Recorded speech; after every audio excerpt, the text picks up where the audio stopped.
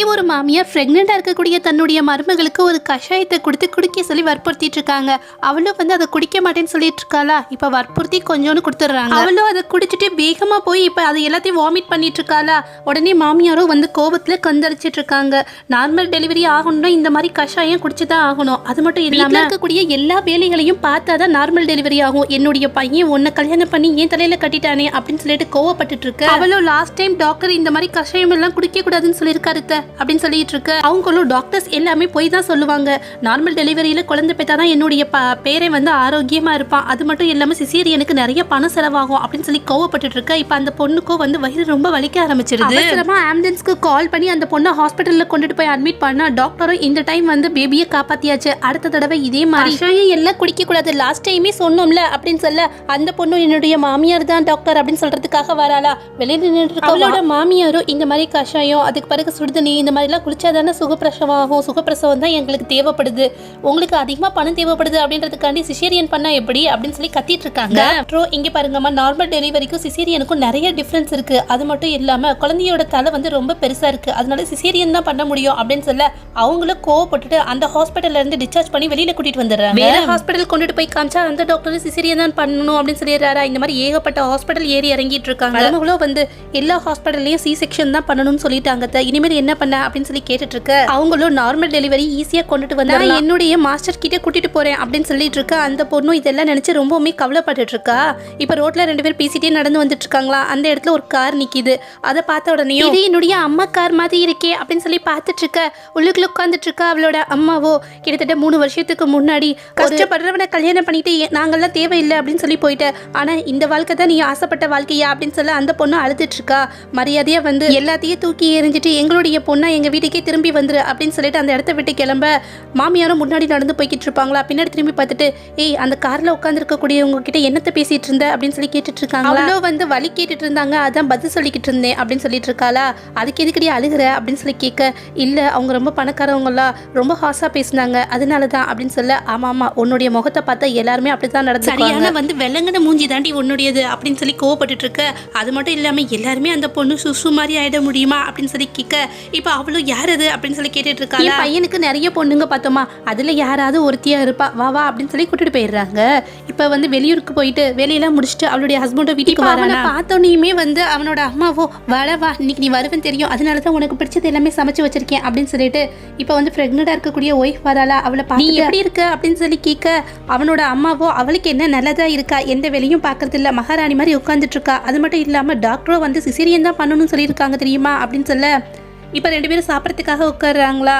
அவங்க அம்மாவும் அந்த பொண்ணுக்கிட்ட இருக்கக்கூடிய நான்வெஜ் எடுத்து அந்த இடத்துல வச்சுட்டு வெறும் வந்து ஏன் அந்த பொண்ணு முன்னாடி விற்கிறாங்களா. ஹஸ்பண்டோ அவள் சாப்பிட்றதுக்காக இப்போ கொஞ்சம் சிக்கன்லாம் எடுத்து வச்சுட்டு அவள் ப்ரெக்னெண்டாக இருக்கா இல்லையா, அதனால கொஞ்சம் அன்கம்ஃபர்டபுளாக இருப்பாம்மா, கொஞ்சம் அட்ஜஸ்ட் பண்ணிக்கோங்க அப்படின்னு சொல்லிட்டு இருக்கான். எல்லா விதத்துலையும் நான் தானே அனுசரிச்சு போய்கிட்டு இருக்கேன், இவ எங்க திமிரா தான் நடந்துக்கிறா அப்படின்னு சொல்ல அவளுக்கும் இப்போ கோவம் வந்துருதா. சாப்பிடாம உள்ளே எந்திரிச்சு போயிருக்கு. தாண்டா சொன்னேன் அந்த பணக்கார பொண்ணு சூசு இருக்கா இல்லையா, அவள் நமக்கு வந்து ரொம்ப ஹெல்ப் பண்ணிட்டு இருக்கா, அவளை ஒரு தடவை மீட் பண்ணுறியா, நீ என்ன சொல்ற அப்படின்னு சொல்ல என்னமா பேசுறீங்க, என்னுடைய ஒய்ஃப் ப்ரெக்னெண்டாக இருக்கா அப்படின்னு சொல்ல அதனால என்ன, நீ அவளை ஜஸ்ட் மீட் பண்ணி பேச தாண்டா போற, அவ உன்னுடைய பிசினஸ்க்கு நிறைய ஹெல்ப் பண்ணுவா அப்படின்னு சொல்ல அவனும் அதுக்கு ஒத்துக்கிறான். இப்ப பிரெக்னெண்டா இருக்கக்கூடிய எவ்வளவு குப்பையெல்லாம் எடுத்துட்டு வந்து கீழே கொட்டுறதுக்காக வராளா. அவளுடைய பணக்கார அம்மாவோ வந்து அவளுக்கு கிஃப்ட் எடுத்து கொடுக்க யாருக்கும் தெரியாம சீக்கிரட்டா ஒரு பாடி கார்டை அனுப்பிச்சு விடுறாங்க. அவனும் வந்து இன்னைக்கு உங்களுடைய ஹஸ்பண்ட் வந்து வேற ஒரு பொண்ணோட வந்து ஷாப்பிங் போக போறாரு அப்படின்னு சொல்ல தன்னுடைய அத்தைட்ட வந்து என்னாச்சு இன்னும் அவர் வரலையே அப்படின்னு சொல்லி கேட்க அவங்களோ அவ ஏதாவது பிஸியா ஒர்க் பண்ணிட்டு இருப்பான், அதனாலதான் வந்து இவ்வளவு லேட் ஆகுது, ஆமா கையில என்ன கிஃப்ட் வச்சிட்டு இருக்க அப்படின்னு சொல்லி கேட்டுட்டு இருக்காங்க. என்னுடைய பழைய கிளாஸ்மேட்டை மீட் பண்ணேனா அவ தான் அந்த கிஃப்ட்லாம் எனக்கு கொடுத்தா அப்படின்னு சொல்ல இப்போ அந்த கிஃப்ட்டை வந்து அவகிட்ட இருந்து பிடிங்கிட்டு உள்ளுக்குள்ள போயிடுறாங்க. அன்னைக்கு ராத்திரியும் அவளுடைய ஹஸ்பண்ட் நல்லா ட்ரிங்க்ஸ் பண்ணிட்டு வேற ஒரு பொண்ணோட வீட்டுக்கு வர இது பார்த்துட்டு அவ்வளோ பயங்கரமா ஷாக் ஆயிரா. ஆனா அவங்க அம்மாவை வந்து எந்த விதமான ரியாக்ஷனும் காமிக்காம வாமா ரொம்ப நாள் கழிச்சு உன்னை பாக்குறேன் வா அப்படின்னு சொல்லிட்டு என் பையனை உள்ளுக்குள்ள கொண்டு போய் படுக்க வை அப்படின்னு சொல்லிட்டு இருக்காங்க. அவளும் வந்து பெட்ல போய் அவனை படுக்க வச்சிட்டு இருக்காளா. 2 மணி நேரம் ஆயிடுச்சுமா, நைட்டு வந்து நீ வெளியில போக வேணாம், அது அந்த அளவுக்கு சேஃப் கிடையாது, நீ இங்கேயே ஸ்டே பண்ணிடு அப்படின்னு சொல்ல பக்கத்துல இருக்கக்கூடிய பிரெக்னெண்டான ஒய்ஃபோ வந்து இங்க என்ன நடக்குதுன்னு புரியாம அமைதியா உட்காந்துட்டு இருக்கா. மறுநாள் காலையில வந்து சாப்பிட்றதுக்காக எல்லாரும் டைனிங் டேபிளுக்கு வராங்களா. அந்த பணக்காரியோ பிரெக்னெண்டா இருக்கக்கூடிய நம்ம ஹீரோவோட ஒய்ஃபுக்கு வந்து ஒரு கிஃப்ட் பண்றா. அதை ஓப்பன் பண்ணி பார்த்தா ஒரு பேக் இருக்கா.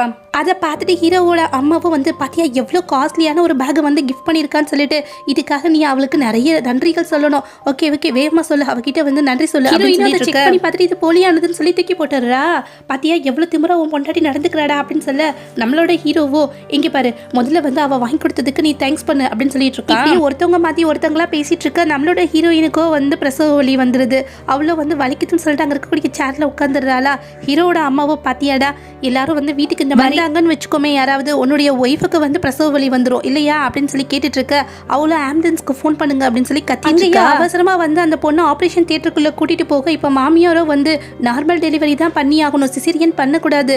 சப்போஸ் என் மருமகளோட உயிருக்கு ஆபத்து ஏற்பட்டாலும் பரவாயில்ல, என்னுடைய பேரனை வந்து நார்மல் டெலிவரியா சேஃபா எடுத்து கொடுத்துருங்க அப்படின்னு சொல்லி கத்தி கர்ப்பமா இருக்கக்கூடிய ஹீரோயினோ நானே என்னுடைய ஃபார்மில் வந்து சைன் பண்ணுறேன், ஆப்ரேஷனுக்கு கூட்டிகிட்டு போங்க அப்படின்னு சொல்ல டாக்டரும் வந்து அதே மாதிரி சைன் வாங்கிட்டு ஆப்ரேஷன் ரூமுக்கு கூட்டிகிட்டு போயிடுறாங்க. இப்போ டெலிவரியும் முடிஞ்சிருச்சா. மருமகிட்ட வந்து கத்திட்டு இருக்காங்க. உனக்கு எவ்வளோ தைரியம் இருந்தால் ஆப்ரேஷன் ஃபார்மில் வந்து சைன் பண்ணியிருப்பேன், அது மட்டும் இல்லாமல் நார்மல் டெலிவரியில் பிறந்திருந்தா இன்னைக்கு வந்து என்னுடைய பேரனை நான் பார்த்துருக்கலாம், ஆப்ரேஷன் பண்ணனால அவனை கொண்டு போய் இன்குபேட்டரில் வச்சுட்டாங்க அப்படின்னு சொல்லி கத்திட்டு இருக்க. இப்போ அந்த இடத்துக்கு அவளோட ஹஸ்பண்டோ வந்து அந்த புதுசாக பழகிட்டு இருக்கா இல்லையா அந்த பொண்ணு கூட வந்து நின்றுட்டு இருக்கான். இதை பார்த்தோன்னே நம்மளோட ஹீரோயினுக்கு கோவம் வந்துடுது. இந்த மாதிரி தான் இன்னொருத்தவங்களோட ஹஸ்பண்ட் கூட நீ பழகுவியா அப்படின்னு சொல்லி கேட்க அவ்வளோ அமைதியாக நின்றுட்டு இருக்கா. மாமியாருக்கு கோவம் வந்துடுது. ஒன்னத்துக்குமே உதவாத நீ எல்லாம் இந்த மாதிரிலாம் பேசக்கூடாது, அம்மா அப்பா யாருமே கிடையாது, ஒரு அனாதை நீ, இவளை பார்த்து இந்த மாதிரிலாம் பேசலாமா, எவ்வளோ பெரிய பணக்கார வீட்டு பொண்ணு தெரியுமா இவ அப்படின்னு சொல்ல நம்மளோட ஹீரோயினும் அவளை பார்த்துட்டு அப்படியா ரொம்ப பெரிய பணக்காரங்கன்னு சொல்றியே, உங்க அப்பா பேர் என்ன அப்படின்னு சொல்லி கேட்டுட்டு இருக்க. அவ்வளோ வந்து சிரிச்சிட்டு இருக்கா. ஓ பெரிய பணக்காரவங்களோட பேரெல்லாம் சொன்னா உனக்கு தெரிஞ்சிருமா என்ன அப்படின்னு சொல்லிட்டு கிண்டலா பேசிட்டு இருக்க. இப்போ நம்மளோட ஹீரோயினோ நான் யார் தெரியுமா, ஜாங் ஃபேமிலியோட மூத்த பொண்ணு அப்படின்னு சொல்ல இப்போ ஹீரோ கூட பழகக்கூடிய எவ்வளோ விழுந்து சிரிச்சிட்டு இருக்கா.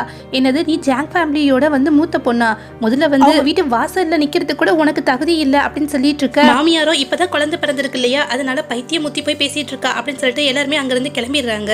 இப்போ கொஞ்ச நேரத்துலயே மாமியார் வந்து அவகிட்ட வந்து இங்க பாத்தியா நீ வந்து அந்த பணக்காரியை வந்து ரொம்ப கேவலமா பேசின, ஆனா ஹாஸ்பிட்டலுக்கான பில் எல்லாமே அவ தான் கட்டியிருக்கா தெரியுமா அப்படின்னு சொல்ல இன்னொரு பக்கம் அந்த பணக்கார வீட்டு பொண்ணும் நம்ம ஹீரோ கிட்டனால நான் உங்ககிட்ட வந்து ஒரு விஷயத்த சொல்லணும்னு நினைச்சிட்டு இருக்கேன், எனக்கு உங்களை ரொம்பவுமே பிடிச்சிருக்கு அப்படின்னு சொல்ல அவனும் வந்து எனக்கு கல்யாணம் ஆயிடுச்சு குழந்தையும் பிறந்துருச்சு அப்படின்னு சொல்ல அதை பத்தி எனக்கு எந்த கவலையும் கிடையாது, எனக்கு குழந்தைங்கன்னா ரொம்ப பிடிக்கும், உங்களுடைய குழந்தைய நான் என் குழந்தையாவே பாத்துக்கிறேன் அப்படின்னு சொல்ல அவனும் அனாதையான தன்னுடைய ஒய்ஃபை ஏத்துக்கிறதுக்கு பதிலாக இந்த மாதிரி ஒரு பணக்காரியை வந்து நம்ம ஏத்துக்கிட்டோம் அப்படின்னா நமக்கு ஒரு நல்ல வாழ்க்கை கிடைக்கும் அப்படின்னு சொல்லிட்டு அவளுடைய அந்த ப்ரொஃபஸரை ஏத்துக்கலாம். ஹாஸ்பிட்டலோட படிக்கட்டிலேயே ரெண்டு பேரும் ரொமான்ஸ் பண்ணிட்டு இருக்க.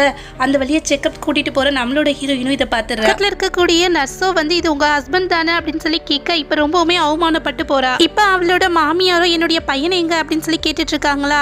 அவளோ வந்து எனக்கு தெரியாது அப்படின்னு சொல்லி பதில் சொல்றா. என்னுடைய புருஷன் எங்கன்னு கேட்டா தெரியாதுன்னு சொல்லி பதில் சொல்லிட்டு இருக்க அப்படின்னு சொல்லிட்டு கோவமா கிளம்ப. இப்படிப்பட்ட ஒருத்தன் கூட இவ்வளவு நாள் வாழ்ந்திருக்கோமே அப்படின்னு சொல்லிட்டு ரொம்ப வேதனைப்பட்டு இருக்கா.